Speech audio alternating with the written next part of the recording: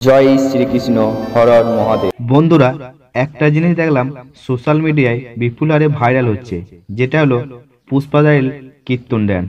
আর আজ আমি এই কীর্তন ড্যান্সের ভালো আর খারাপ দিক নিয়ে আপনাদেরকে বলবো।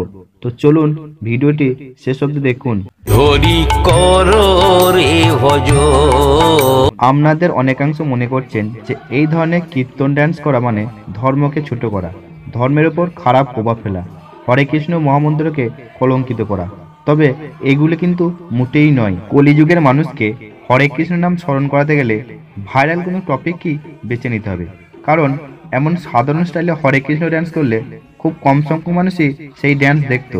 আর পুষ্পাটাইল হরে কৃষ্ণ ড্যান্স মিলিয়ন মিলিয়ন মানুষ দেখেছে, আর মিলিয়ন মিলিয়ন মানুষ একবারের জন্য হলেও ভগবানের নাম কীর্তন শ্রবণ করলো পুষ্পাটাইল হরে কৃষ্ণ ড্যান্স টিমের পরিচালনায়।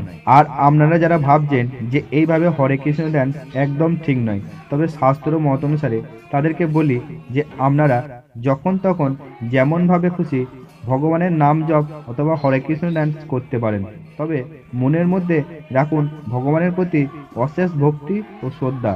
তাহলে ভগবান আপনার প্রতি খুশি থাকবেন ও সদয় হবেন। বন্ধুরা, যদি ভিডিওটি ভালো লেগে থাকে তাহলে লাইক ও কমেন্ট করে জানাবেন।